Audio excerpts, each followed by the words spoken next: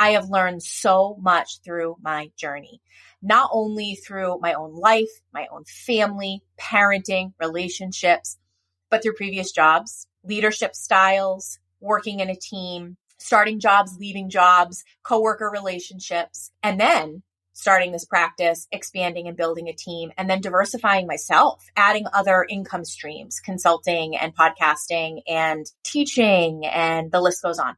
So I really come from a place of being very open, honest, transparent, vulnerable, and I want to allow people the opportunity to do the same within their own comfort level. But I would say that that's one of my skills as a therapist is I have that ability to help people to feel comfortable and do it in a very safe way. And it is really with the benefit of connecting with other people and helping normalize the human experience. Welcome to another episode of Listeners to Leads, where I'm helping podcasters launch and maintain a lead generating show. I'm your host, Alicia Galati, the CEO and head podcast strategist behind Galati Media, a full-service podcast management company. On this show, you'll hear my guests and I discuss everything it takes to launch a successful podcast and keep it running. If you're ready to get leads, land speaking gigs, and create deeper connections with your audience through your podcast, then this is the show for you. Today, we have Julia on the podcast, and she is a clinical and forensic social worker. And she uses her podcast to really have important discussions around topics that can feel really overwhelming, right? For her clients, for her listeners. And today we're talking through her podcasting journey, launching the podcast, marketing it, and using it to grow her business. This is a great conversation if you're someone who is looking to start a podcast and you're not really sure how it can tie into your business, or you're feeling a little overwhelmed with getting started when there are so many podcasts out there. Julia gives us some really great examples of ways that she's been able to grow her show and ways that she was able to launch in a way that felt really good for her. Join me in welcoming Julia to the show. Hello, Julia. Thank you so much for being on today. I'm very excited to hear about your podcasting journey. But first, before we get into all of that, if you could start by telling everyone who you are, what you do, and about your show. Sure. So I'm Julia Nepini. My business is in Massachusetts. I'm physically located in Rhode Island. First and foremost, I'm a mom to a 10-year-old girl. She's the light of my life and my biggest accomplishment. I am trained as a social worker. So I have done all sorts of things in the field, but I ultimately decided to start my own practice 2017. And that has just led me down an incredible journey of being an entrepreneur and expanding my team, doing some teaching, consulting, and now podcasting. So podcasting was so invaluable for me on my journey to listen to like-minded people, topics that were of interest to me, relevant tips, resources, solid takeaways in like these bite-sized chunks while we're living our life. Then I started getting interviewed on podcasts, and I saw the benefit of those moments of really reflecting on the journey, what I had learned, realizing that I had some valuable insight to share, but also really benefited from the dialogue. And so it just seemed like the next natural thing on my journey. And ultimately, my goal, with all of us, I think it's a widespread audience, sharing our message with more people, having people learn more about what we do, why we do it, our story. But it was really to find more like-minded people. I am very clear on my values, and I was struggling to find people that shared those core values that are inherent in everything I do. So my hope was that by seeking out the right people, I would be able to have conversations with those who are in alignment with me and also share some valuable information about being a business owner and about private practice in particular. Can you share some of those core values just to give people examples of it's really important that we do show up as podcasters with our values and with our voice, using our voice to really repel the people we want to repel and attract the people we want to attract. So what are some of those values that you bring into those conversations?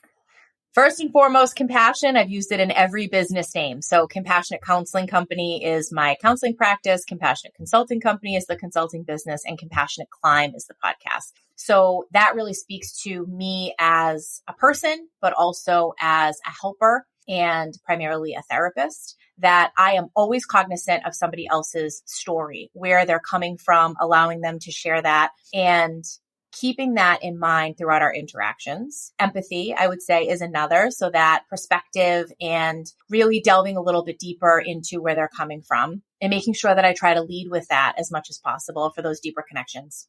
Integrity, my moral compass, those guideposts, trying to ensure that I am. Authenticity is another one. Being my authentic self, showing up and being true to what I believe, whether or not other people agree, are doing the same thing, are watching. And I would say collaboration. I really do better in a team. I want to come together. I truly believe that I am better when I have other people's minds and creativity and strengths. And so I'm fortunate to have an incredible team behind me. So I'd say those are the main ones. It makes sense too, right? With the work that you do, that a lot of those, as you were talking through, like empathy came to mind, right? Especially in social work and like really being able to put yourself in the place of other people's shoes, right? What are some kind of stances that you've taken, if you're open to sharing them, that have allowed you to repel the people that you kind of don't really want in your space? So I am a very intuitive person and I feel things in my gut. And so I would say for the majority of my life, I base things off of how I feel, how people make me feel, and kind of what reaction I get internally. And so I'm a lot more aware of that as time has gone on and also understanding where that comes from. And so for me, I think when you're clearer on your values and you're clearer on who you are, what you're all about, what you stand for, it's a lot easier to weed out the people that are not in alignment with that. But I would also say that I'm better at being more selective about who I choose to spend my time with, who I go to for certain types of support, being really clear about what I need out of an interaction and being clearer about that when it starts. Like, am I just looking for validation and for someone to support me? Or am I looking more for advice and problem solving and strategies? So I try to go into conversations clear on that. There are certain people that you go to because you just want to unwind and let loose. There are other people that you go to because you know that you're going to feel better and that they're going to have some wisdom to impart. So I've gotten more selective about my time, who I spend it with, and who I go to. And I think that's really important, especially when we're bombarded as a society, as a culture, with opinions.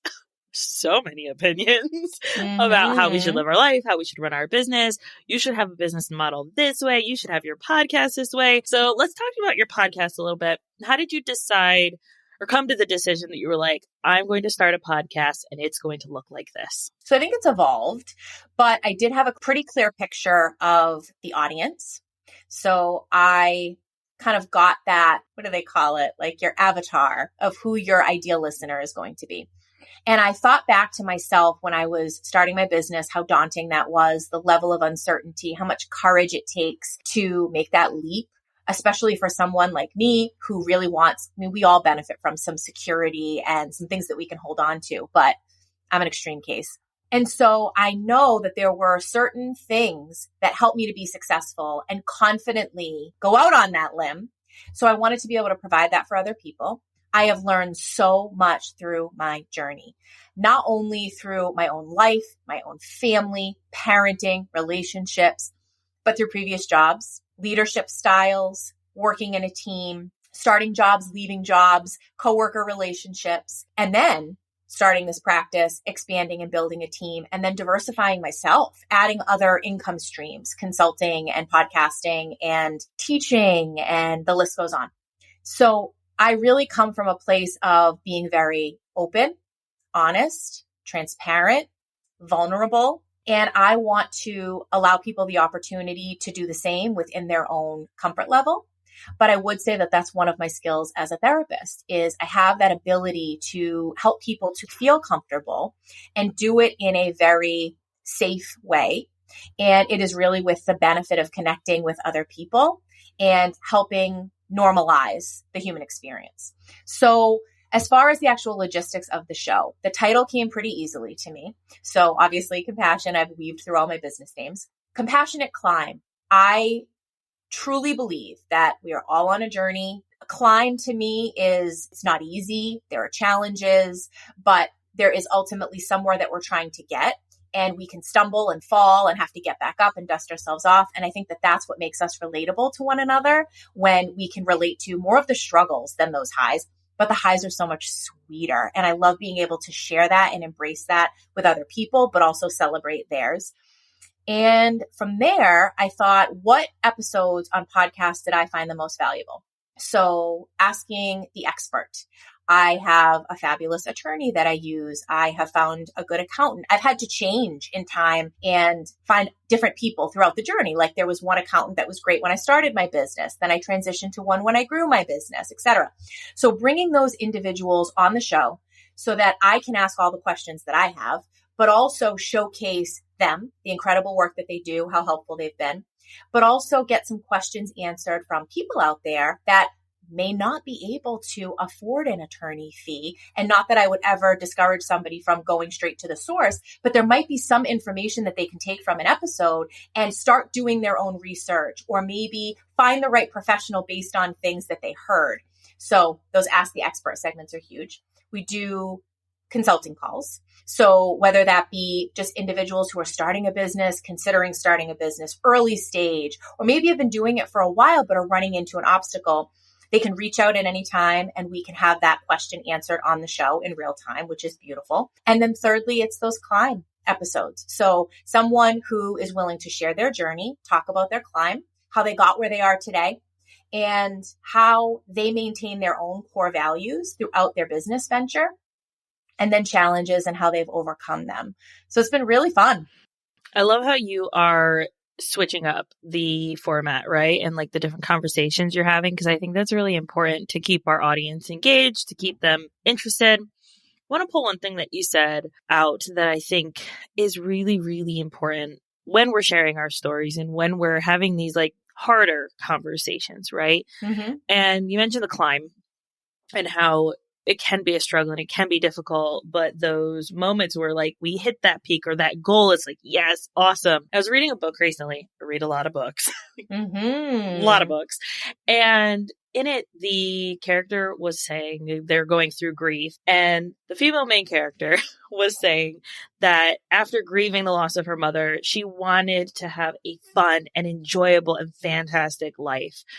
And she realized that as awesome as having that kind of life might have been, she wouldn't have appreciated it as much as if she hadn't had those difficult times. Like, it makes those moments so much sweeter when we do have, yeah, that was a struggle and I made it and look what I did and look how much I've accomplished. And I think podcasting, in not just our solo episodes, but also in the one-on-one conversations that we have, like, there's not a huge audience here to make us feel uncomfortable about sharing our stories. Or I read a ton of smut. Y'all know this. You listen to the podcast. You know I read like 200 books a year, like ridiculous amount of smut. So like, no one's here to say, oh, Alicia, you really shouldn't do that. Like, you know, or you're like, side-eye me. Well, I tell you this because they're going to hear this later and that's fine. And I think that podcasting is a great medium for us to feel really comfortable to share that kind of side of us without feeling like we have to filter ourselves too much. Have you found that to be true?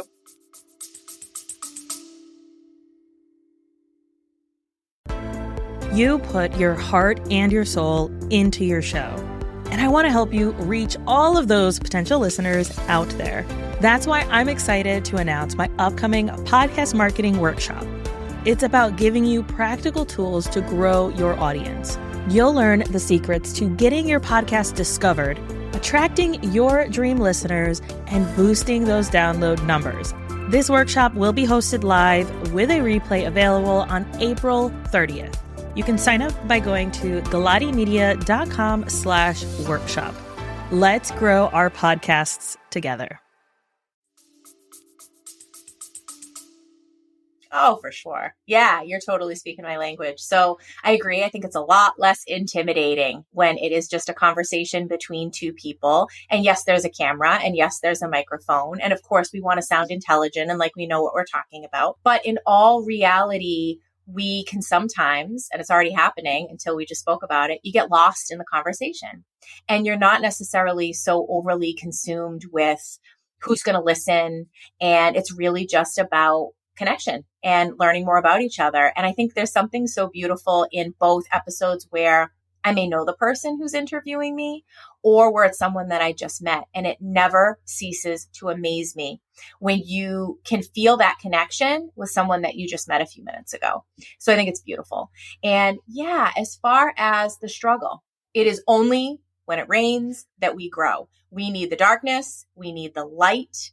And it absolutely makes it so much sweeter when we have those beautiful moments and we can savor them and really hone in and focus and embrace it and enjoy it, because they are fleeting. And it's up to us to make them last and not overlook them and make sure that we relish in it, because the tough stuff is always going to come. It's inevitable. But you're right. It provides a lot more clarity and satisfaction and accomplishment and appreciation when the good times happen, if we have the alternative to compare to. Yes, I 100% agree. When you decided, hey, I'm going to do a podcast, why did you decide podcast over maybe a YouTube channel or, because I know you started this year and a lot of the people I talk to, they tend to be at the year, 2 years, 5 years of podcasting. And so I love to talk to people who are in that more beginner stage of the podcasting journey, because the challenges of starting one now are definitely different than they were 5 years ago, 3 years ago. So kind of what was your thought going into podcasts versus maybe blogging or maybe doing more speaking, or are you adding that as a supplement or YouTube channel or something like that? Yeah, so I would say I'm dabbling in all the things, but podcasting for me was something that I had more exposure to, experienced the benefits of myself. I love to talk. So I'm realizing that in my profession, I spend a lot more time listening. And I think that's a beautiful skill as a therapist. And when you do speak, you want to really make sure that you have put thought into what you say. You're helping people make connections. You want them to obviously feel comfortable and feel like they can be who they are. You are providing support and you're giving suggestions and guiding, but it's a lot more listening, or at least that was my style as a therapist. So with podcasting, when I started to get interviewed on shows, I really enjoyed it wasn't solely about me. So the other person is also sharing some of their journey and weaving that into the conversation, but it's concentrated. It's highlighting certain areas. And I think the other piece to me is it's relational. Someone can get such a better idea of me and you and what we're all about. And I can already feel your personality coming through than they can from your website alone, a blog post. And I also feel like I do upload all of my episodes on YouTube in addition. The majority of people that are going to listen to podcasts are doing it while they're multitasking. They're either taking a walk, they're driving. And so most people aren't going to watch it. I wanted people to have that option so that they could see me in real time and the guests in real time, but I wanted it to be accessible. Yeah. And that's the beauty, I think, of podcasting and long form audio content, like that format, is that it allows us to do other things as we're learning. And I know you said you were an avid podcast listener, so I'm curious what your thoughts are on this. I can think of one time I was listening to an audiobook. So podcast audiobook, substitute it with whatever you want. Sure. And I was driving through this ridiculous hurricane type storm. I was on my way home from work and I can remember in the storm exactly what scene it was. It was like a Stephen King book, like exactly what was happening in the scene. And a friend recently said that she had paused the podcast somewhere. And as she was getting back into it, remembered where she was, where the conversation was, and was able to very easily swoop back in right where she had unpaused it. And I think that that's the beauty of being able to multitask while listening to podcasts, because it allows our memory, I think, I'm not a scientist, so I don't know how the brain works, but I believe this is how it works. To be able to correlate those things of this is equal to this, and you have this related to this. And so you're thinking about it in that way. Did you find that as an avid podcast listener, that you've had those kinds of experiences? Yeah, you're onto something.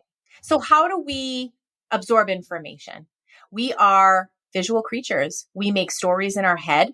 And I think we're able to relate more and make those connections through story. And that makes total sense to me, that as you are having a story unfold, you're making connections between that and what is going on in your life while you're immersed in it.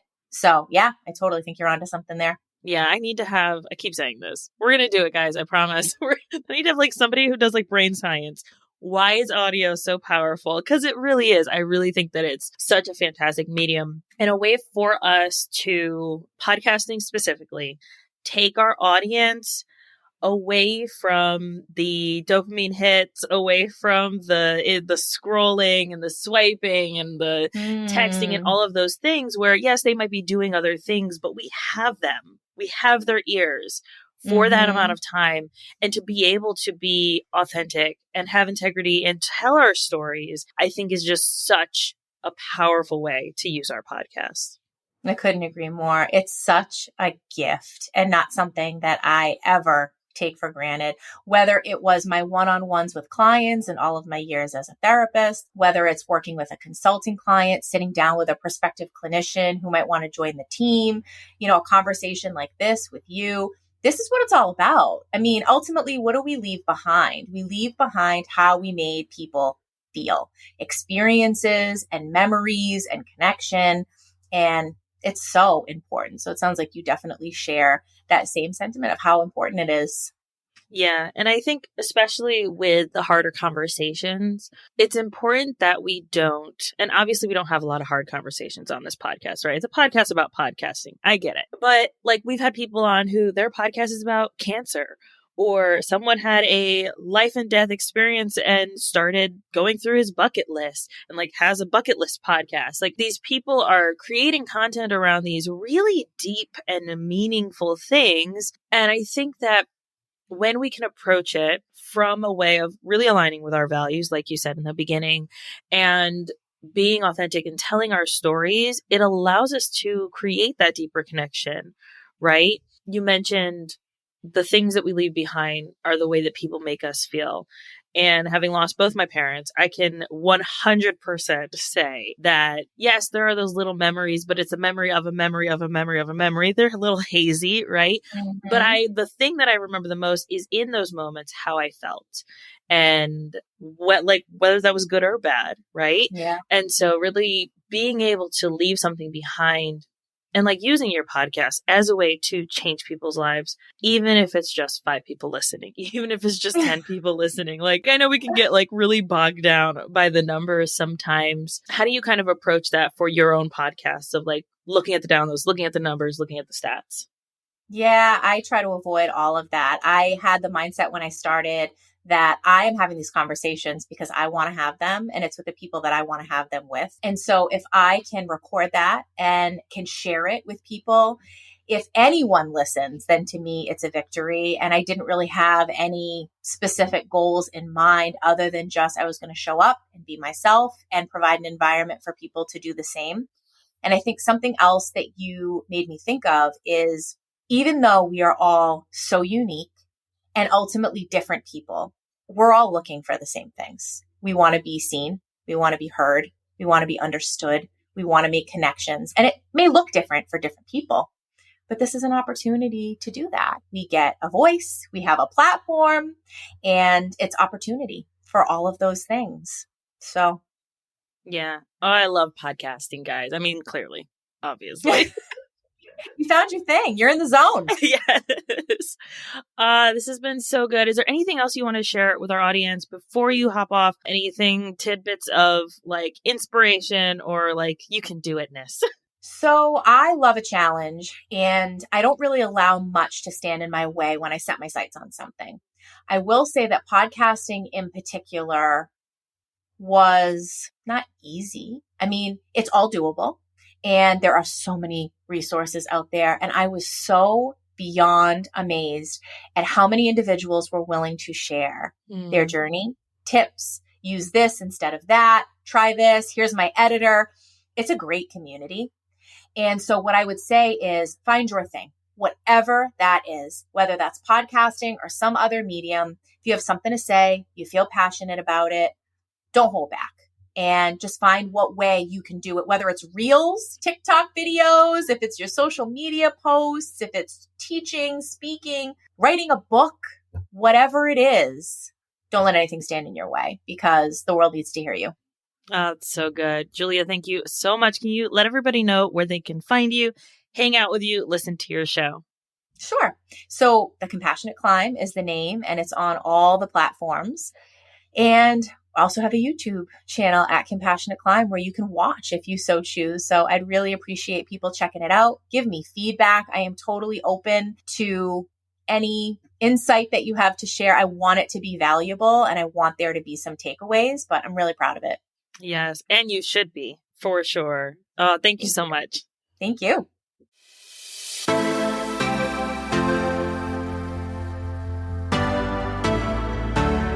Thank you so much for listening to this episode of Listeners to Leads. If you found something in this episode valuable, I would really appreciate it if you shared it with a friend who you know would also get value from it. Want to send me a message? My favorite place to hang out is Instagram. You can find me at alicia.galati. Let me know what your favorite takeaway was from the episode.